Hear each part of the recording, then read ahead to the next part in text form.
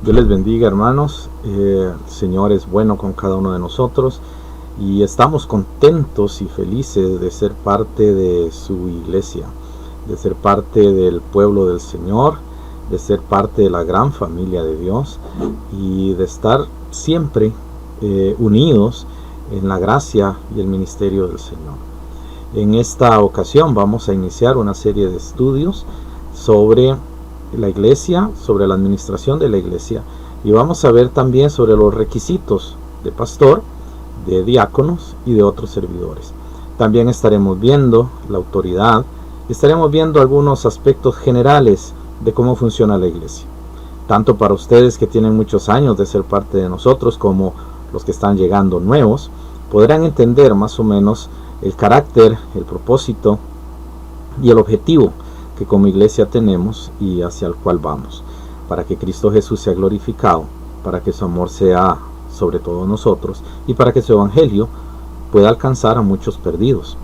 Así que en este momento vamos a iniciar esta serie de enseñanzas sobre las cuales Jesucristo va a ser siempre el centro. Su iglesia es el medio por el cual Él se manifiesta en este mundo, y por eso queremos tener una iglesia ordenada, una iglesia sujeta a la verdad, una iglesia que siga los parámetros bíblicos y que podamos así de esta manera poder entender la función de cada uno de nosotros dentro de la iglesia.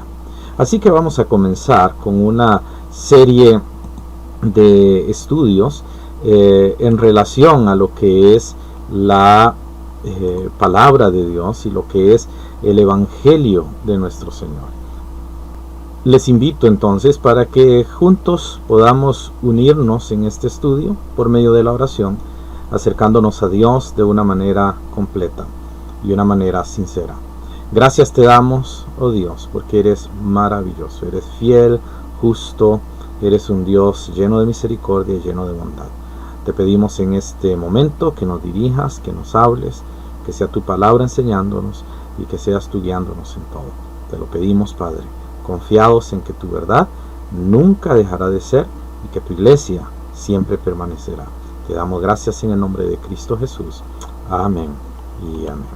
Vamos a comenzar entonces, hermanos, con este estudio tan importante acerca de lo que es la administración de la iglesia o de lo que es la iglesia, de cómo funciona la iglesia. Entonces vamos a ir observando algunos aspectos realmente edificantes en relación a la administración de la iglesia, la doctrina bíblica de las funciones de la iglesia local. La iglesia nuestra es una iglesia independiente, es una iglesia soberana en sus asuntos y es una iglesia sujeta a la palabra de Dios. Entonces vamos a ver algunos temas muy específicos.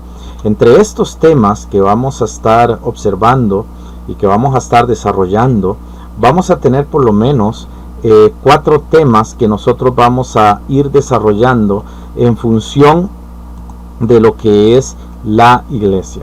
El primer tema que nosotros vamos a ver es precisamente el gobierno de la iglesia, la organización y funcionamiento de la iglesia local. Con eso vamos a comenzar. Pero también vamos a ver lo que es el pastor, los requisitos, la autoridad, los límites y las funciones pastorales de las cuales tengo yo como pastor y otros pastores que ejercer. También estaremos viendo el tema de los diáconos, los requisitos, oficios, límites y funciones diaconales y cómo Dios quiere que funcione un diácono, quién es un diácono, y con esto tal vez podemos tener no solamente un conocimiento general de lo que es un diácono, sino también si Dios nos está llamando a servir a eso. Y por último estaremos viendo lo que son ujieres y servidores, las necesidades de los ujieres y personas realmente comprometidas con la iglesia, con Dios, con su ministerio, consigo mismos, en ser fieles a Él. Eso es algo que vamos a ir desarrollando ya al final de este repaso de lo que es la administración de la iglesia de Jesucristo. Pero antes de comenzar con lo que es cada uno de estos temas, yo quisiera que viéramos el principio bíblico, la importancia de una administración eclesiástica saludable. Tenemos en el Evangelio de Lucas, en el capítulo 14 y en el versículo 28 al 32, parte de ese mensaje del Señor. Lucas capítulo 14, versículos del 28 al 32. Y hay un principio de lo que es la función de la iglesia y cómo la iglesia inicia o cómo una iglesia comienza y sobre qué fundamentos está.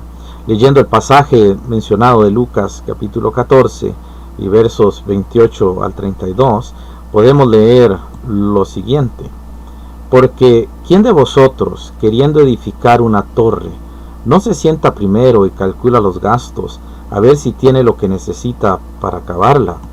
No sea que después que haya puesto el cimiento y no pueda acabarla, todos los que lo vean comiencen a hacer burla de él, diciendo: este hombre comenzó a edificar y no pudo acabar. Ahora, cuando estamos hablando acerca de esto, el Señor tiene en mente lo que es la construcción, el gasto, la inversión y el tiempo. Pero también nos sigue hablando acerca de otro aspecto. Y Él dice: ¿o qué rey al marchar a la guerra contra otro rey no se sienta primero y considera si puede hacer frente con 10,000 al que viene contra él con 20,000? Y si no puede cuando el otro está todavía lejos, le envía una embajada y le pide condiciones de paz. Cuando nosotros hablamos del principio bíblico de una iglesia, tiene que estar organizada, no solamente para ser edificada, como dice los versículos que acabamos de leer, sino también para poder afrontar y enfrentar todas aquellas cosas que por lógica van a venir contra una iglesia. También todo aquello que va a venir positivo. Cuando la iglesia crece, ¿cómo las podemos sostener? Si hay un pastor, el pastor va a velar por esas nuevas almas, pero cuando crece mucho la iglesia y hay mucha gente llegando, se necesitan más manos y se necesitan más servidores y más gente capaz que pueda desarrollar el crecimiento de la iglesia. Además, la iglesia no va a crecer si nosotros no tenemos un concepto claro de lo que es nuestro servicio delante de Dios y delante de lo que es su palabra y su verdad. Es una verdad fundamental, clara y extensa, que se descubre en la Biblia, de que hay un principio bíblico para poder administrar la iglesia y para poder seguir con ella. Es un concepto global de la teología de la Escritura. Es una verdad que surge de un estudio formal y una reflexión sincera de todas las doctrinas de la palabra de Dios. Por eso motivamos a que estudie en el seminario y por eso motivamos para que lleve discipulados, porque usted tiene que crecer. Nunca va a entender el principio bíblico, ni nunca va a entender la verdad de las Escrituras sobre la iglesia si usted no entiende y no ha aprendido sobre ella. ¿Por qué nos diferenciamos nosotros de otras iglesias y denominaciones? Nosotros no decimos que somos mejores que otros. Hay salvación solamente por la fe en Jesucristo y solamente Jesucristo puede salvar. No importa de dónde venga una persona, puede ser de una iglesia reformada, puede ser de una iglesia nazarena, puede ser de una iglesia metodista, puede ser pentecostal o puede ser de cualquier área. Nosotros creemos que todo aquel que ha creído en Jesucristo como Señor y Salvador es salvo, como dice el mismo Señor Jesús en Juan 3:16, texto bastante conocido, y como dice Hechos 4:12, acerca de que en ningún otro hay salvación. Nuestra iglesia no salva a nadie. Yo no puedo salvar a nadie, ni ningún hermano lo puede hacer. El pastor no tiene esa capacidad. Él necesitó ser salvo, así como todos los que asisten a la iglesia. La salvación es solamente por Jesucristo. Pero, ¿cuál es el principio bíblico de la administración eclesiástica que nos diferencia? Bueno, nos diferencia porque nosotros tenemos una identidad específica. No todas las iglesias creen lo que nosotros creemos sobre lo que enseña la Biblia y de cómo se debe interpretar la Biblia. Muchas iglesias no bautistas creen muy similar a nosotros, pero en algunas cosas somos diferentes. Como bautistas podemos diferir en algunos puntos doctrinales secundarios, como razón de la escatología, la manera en que se practica la cena del Señor o la distribución de funciones en una iglesia local. Pero nunca diferimos en cuanto a las doctrinas esenciales, como la persona de Dios, la Trinidad, la salvación por gracia o la libertad del alma. Tampoco podemos ser bautistas si cambiamos doctrinas claras y firmes de la Biblia, como por ejemplo el bautismo por inmersión por bautismos extraños, o si cambiamos la membresía regenerada por una lista de asociados, o si estamos mirando que solo porque dice bautista ya es una iglesia del Señor. O sea, eso nos haría no ser bautistas, porque tenemos un principio básico y el nombre como tal no define nuestra fe realmente. Lo que define nuestra fe es nuestro apego a las Escrituras. Los bautistas, de los cuales nosotros somos parte, nos diferenciamos por la doctrina, no porque tengamos una confesión de fe antigua o que sigamos una declaración determinada o porque nos sujetamos a ciertos principios de la Reforma Protestante de la cual no somos parte. Nosotros no somos bautistas por eso. La única regla de fe es la palabra de Dios y mantenemos doctrinas que son claramente expresadas en las Escrituras.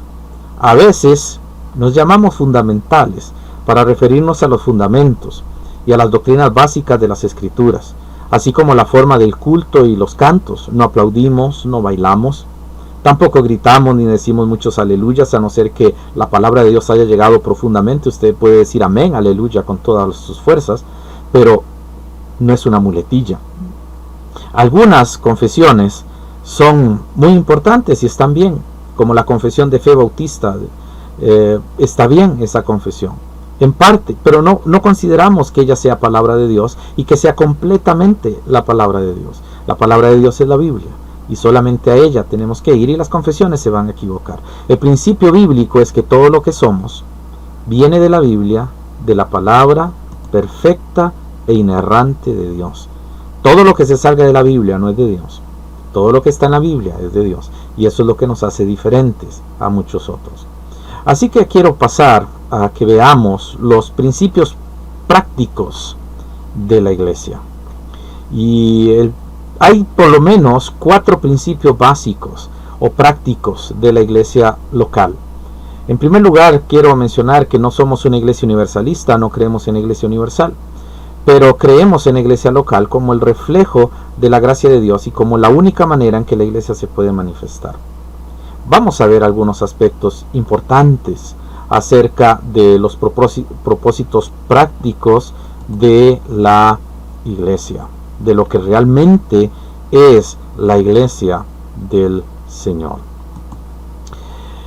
El primero, y quizás es el propósito más grande y el propósito más importante de todos, es la Gran Comisión.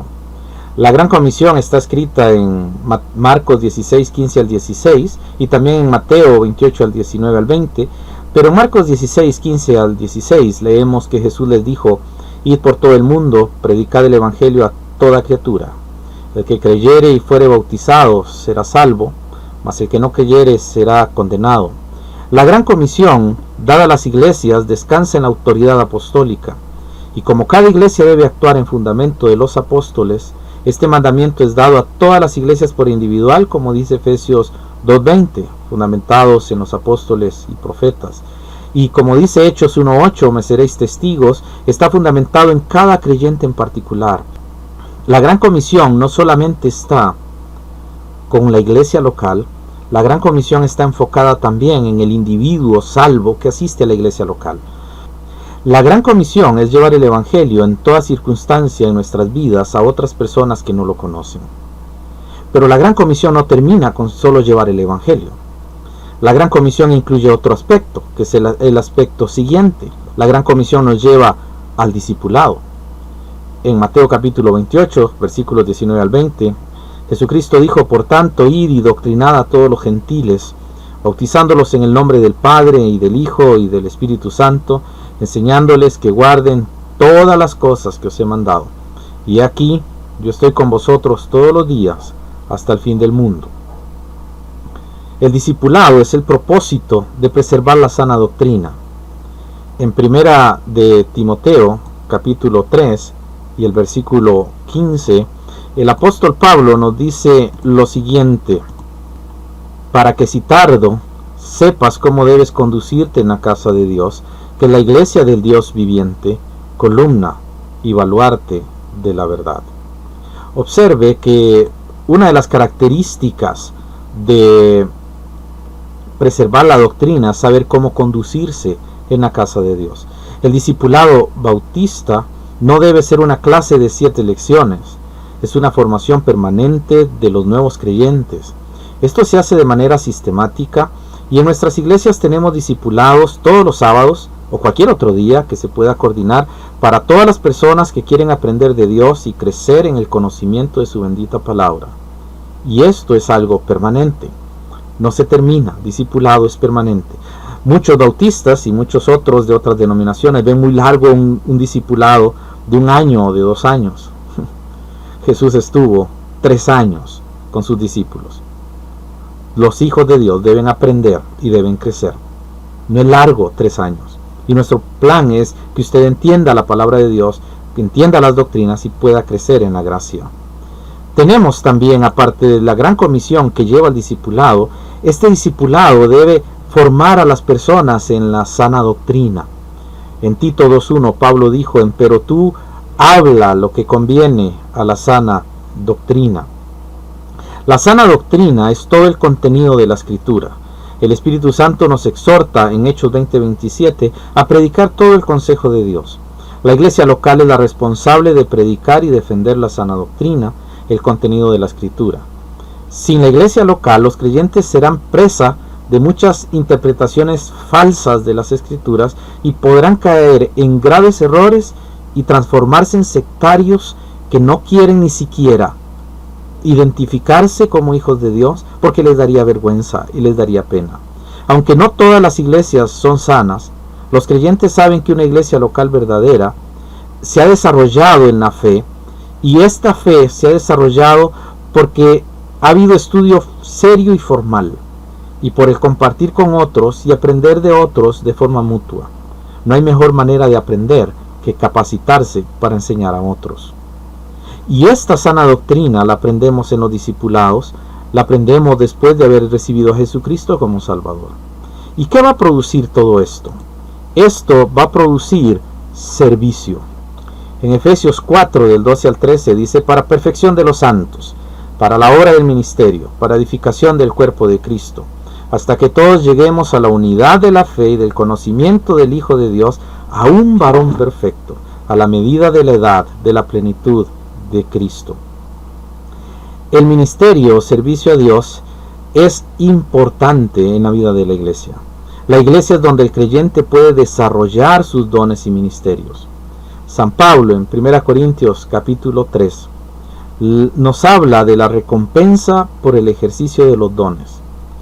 Y es toda esta función de dones, de ministerios y de servicio que se realizan en una iglesia local. Dentro del cuerpo de Cristo, cada creyente puede crecer, perfeccionarse, hacer la obra del ministerio y ser un ente edificador del cuerpo de Cristo. Mucha gente ha tratado de explotar a otros, haciéndoles creer que yendo a la iglesia todo el tiempo, ellos están haciendo bien, y ellos hacen lo mejor, y han quitado el verdadero enfoque, que es que están sirviendo a Jesucristo, no a la iglesia. Otros, por el contrario, han tratado de impedir que personas vayan a los cultos, y por eso nuestros cultos en muchas ocasiones están minimizados, porque la gente no quiere ir a los cultos. Creen que con ir en la mañana es suficiente, como comer un solo almuerzo es suficiente. Pero tenemos 3 cultos, en el caso nuestro, con objetivo de crecimiento, y es deber de cada miembro asistir a la iglesia y apoyar los cultos. El culto de la noche no es para que usted llegue como el domingo en la mañana muchas veces ha llegado, que solamente llega para pasar el rato. No, cada culto, tanto de la mañana, del domingo, como del domingo en la tarde, como así del miércoles en oración, es para que usted lleve inconversos, gente que no conoce a Jesús, y para que usted haga el proceso de la gran comisión. Usted tiene que llevar gente a Cristo. ¿Y cómo lo hace si usted predica el evangelio solo? Si es que realmente lo hace. Usted lo puede hacer también llevando a la gente a la iglesia. Usted, Dios le ha dado un vehículo, o tal vez le ha dado un transporte, le ha dado el medio para poder llevar gente de su vecindario a la iglesia. No lo ha hecho por egoísmo, o no lo ha hecho por orgullo, pero usted puede compartir los bienes que tiene para que alguien escuche el Evangelio y cuando él se convierta, él pueda pasar a ser un buen discípulo de Cristo, pueda tener sana doctrina y pueda servir en la iglesia. El servicio en la iglesia no es remunerado. El servicio en la iglesia es pagado por el Señor de una manera abundante, en muchas maneras, de muchas formas. Por eso, Dios estableció en la iglesia algunos principios básicos y algunos principios esenciales acerca de cómo funciona la iglesia. Y esto nos lleva a ver la autoridad en la iglesia. Cuando hablamos de autoridad, quiero mencionar que en la iglesia no hay superiores. No hay nadie mejor que otro. Pero Dios ha delegado su autoridad de tal manera que la iglesia pueda trabajar adecuadamente. Una iglesia sin una cabeza, sin un líder, sin una persona que la guíe, va a ser una iglesia que va a estar mal. Una iglesia que no va a desarrollarse. Una iglesia que no va a crecer. Es importante que la iglesia crezca. Es importante que la iglesia se desarrolle. Y cuando hablamos de que la iglesia debe estar desarrollada y que la iglesia debe crecer, estamos hablando de todo un principio doctrinal. Y voy a mencionar así brevemente que la primera autoridad que hay en la iglesia es el pastor. El pastor es el encargado de la doctrina de la iglesia, como dice Pablo en Tito y como dice en Primera de Timoteo en sus cartas pastorales. El pastor es el encargado de la doctrina de la iglesia, de la enseñanza y la preservación de la iglesia. El pastor es el anciano, es el obispo, es el presbítero, es el guía. No hay un grupo de ancianos que dirigen al pastor, ni hay un grupo de ancianos que hace esto, no hay un concilio. En la Biblia no aparece eso. En la Biblia el pastor es el encargado de la doctrina, la enseñanza y la formación de la iglesia. Un pastor carnal que no conoce la doctrina, que no estudia y que es descuidado en su vida personal, espiritual, va a formar una iglesia carnal. Y cuando llega un pastor espiritual va a empezar a luchar con la gente que no quiere servir, que no quiere trabajar, que no quiere hacer las cosas, porque tuvo un pastor carnal. Pero un pastor espiritual conoce la doctrina, estudia la doctrina, cuida su vida personal para formar una iglesia espiritual que pueda trabajar y crecer. La iglesia toma la forma y el carácter del pastor como iglesia y es parte normal de eso. Cuando vemos cristianos que no quieren servir, detrás hubo un pastor que no le gustaba hacerlo, o que le impidió hacerlo, o que tuvo temor de que si tenía más entusiasmo iba a ser una persona incómoda para su ministerio. Siempre habrá individuos o personas rebeldes dentro de la iglesia. En Mateo capítulo 13, versículos 24 al 30, podemos leer una parte de lo que Jesús nos menciona. Mateo capítulo 13, 24 al 30 es una parábola y vea lo que dice nuestro Señor. Le refirió otra parábola diciendo: el reino de los cielos es semejante a un hombre que sembró buena semilla en su campo. Pero mientras dormían los hombres, vino su enemigo y sembró cizaña entre el trigo y se fue. Y cuando salió la hierba y dio fruto, entonces apareció también la cizaña.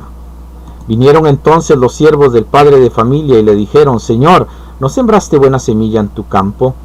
¿De dónde pues tienes cizaña? Él les dijo: un enemigo ha hecho esto. Y los siervos le dijeron: ¿quieres pues que vayamos y la arranquemos?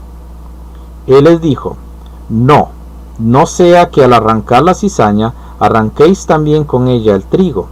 Dejad crecer juntamente lo uno y lo otro hasta la siega. Y al tiempo de la siega yo diré a los segadores: recoged primero la cizaña y atadla en manojos para quemarla, pero recoged el trigo en mi granero. Esta parábola Jesús después explica que es Satanás que introduce personas que solo impiden el crecimiento de la iglesia. A veces hay cristianos que, como Pedro, se han dejado manipular por Satanás e impiden el crecimiento de la iglesia. Y por eso la iglesia necesita un pastor para poder detener eso, o para poder enfocarse en las personas que realmente Dios ha llamado al servicio y darles a ellos ese cargo, mientras que a los demás dejarlos como cizaña en un lugar donde no molesten tanto. Porque la iglesia tiene que funcionar y por eso Dios ha puesto a un pastor. El pastor es mencionado en la escritura como anciano, presbítero, en fin, de muchas maneras, y esto lo vamos a ver más adelante en la función del pastor, en otra lección. Después del pastor hay otra autoridad, Y no solamente se queda el pastor, tenemos a los diáconos. El diácono es un servidor, es el servidor de la iglesia y es servidor del oficio del pastor. Los diáconos son la mano derecha del pastor, o deberían serlo. Son los que sirven a la iglesia, tienen siempre disponibilidad, son escogidos por la iglesia porque ellos nunca se niegan a servir. Usted, como miembro de la iglesia, observe quiénes realmente les gusta servir, quiénes realmente apoyan al pastor, apoyan los actos de la iglesia, cuando hay una conferencia, cuando hay alguna actividad, quiénes están sirviendo allí, quiénes están siempre allí. Obsérvelos. Esa gente que le gusta servir, que no replica, que no dice, me están usando, me están desgastando, se están aprovechando de mí. La gente que no dice eso, quiere servir a Jesús. Estas personas son los llamados a ser diáconos. Y usted los puede ver, no tienen excusas para no ir. Siempre están dispuestos a ir. Y su prioridad es Cristo Jesús y su servicio. Y usted lo puede ver. Quizás usted lo podría entender si usted puede observar las excusas que usted mismo ha puesto para no ir el domingo en la tarde ni el domingo de oración. Todas esas excusas que usted ha puesto, excusas que son bendiciones del Señor, su trabajo y su familia. Y en lugar de dedicarle tiempo al que le ha dado todo eso, le ha dedicado tiempo a otras cosas. No estoy diciendo que no le dedique tiempo a su familia, pero su familia nunca es la prioridad antes que el Señor. Y si bien puede sacar un domingo para estar con su familia, no por eso va a dejar de asistir los domingos, porque los domingos son para su familia. El Señor ha dicho que son del Señor, y que son de Él, y que son para su gloria, y que son para que le honre. Y tenemos los miércoles para orar, y usted puede hacerlo también. Ahora, hay muchos que tienen esa disponibilidad, así que obsérvelos. Ellos son los llamados a servir. Pero no solamente tenemos pastor y diáconos, también Dios ha sido fiel y ha enviado más gente a servir. Y Dios ha puesto ministerios, servidores, hay ujieres, maestros de escuela dominical, hay femenil, hay jóvenes, hay clubes, hay etcétera. Tenemos muchos servidores en la iglesia. Hay gente que sirve ocasionalmente, hay gente que no tiene un ministerio grande, y hay algunos que aunque se sirven al Señor, no es un ministerio tan sobresaliente, pero todos ellos sirven al Señor. Todos estos ministerios y servicios son los creyentes que sirven de una o varias formas sin tener un cargo. Son músicos, administradores, directores, etcétera, pero no tienen la responsabilidad de un cargo. Ellos son escogidos por el pastor, y aunque son aprobados por la iglesia, el pastor puede destituirlos si no están cumpliendo con sus funciones, como igual puede suceder en otras áreas. El servicio en las juntas directivas que se representan ante la ley también son hermanos que son elegidos por la iglesia para tal función y son servidores de la iglesia. No son dueños de la iglesia ni mandan a la iglesia, son servidores de la iglesia. Todos estos ministerios deben trabajar bajo la autoridad del pastor y de los diáconos. Sí, los ujieres, los servidores, los ministerios, incluso las escuelas dominicales deben respetar al pastor y a los diáconos como sus líderes y deben tener el concepto claro de autoridad. No es un ministerio separado, está bajo la autoridad del pastor, bajo la autoridad de lo que el pastor puede hacer conforme Dios le ha ordenado y lo que usted y yo vamos a ver más adelante. También tenemos después de todo esto a la congregación completa. Allí está el cuerpo de Cristo. Allí estamos pastores, diáconos, servidores, miembros en general. Todos somos parte de la congregación de la iglesia. En la iglesia no hay superiores, pero hay funciones y hay autoridades que debemos respetar y sujetarnos a ellas, porque de lo contrario nosotros estaríamos oponiéndonos a Dios. Ya que vimos esto de manera general, para ir concluyendo con esta parte, porque ya el tiempo se me fue, quiero solamente mencionarles que Dios quiere que como iglesia crezcamos juntos, que como iglesia vayamos adelante, que como iglesia podamos tener la convicción y la certeza de que Dios está con nosotros.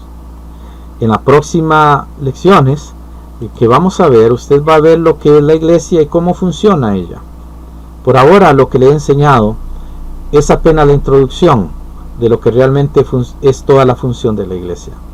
Yo le animo, mi estimado hermano, para que usted mire su corazón y si realmente está dispuesto para servirle al Señor sin quejas, sin oposición, y en lugar de ser piedra de tropiezo, ser realmente un medio de bendición para otros. ¿Quiere ser usted de bendición? Traiga gente a la iglesia, invite personas a la iglesia, no otros creyentes que tienen su iglesia, aunque si hay alguien que tiene alguna complejidad puede llevarlo a su iglesia, pero el propósito no es traer a la iglesia personas de otras iglesias, es traer gente que no ha creído en Jesucristo, para que Jesucristo las alcance, para que sean buenos discípulos, para que ellos puedan tener buena doctrina y ellos puedan hacer progresar también la fe. Así que, hermanos, les dejo en el nombre de nuestro Señor y Salvador Jesucristo esta verdad, este primer principio.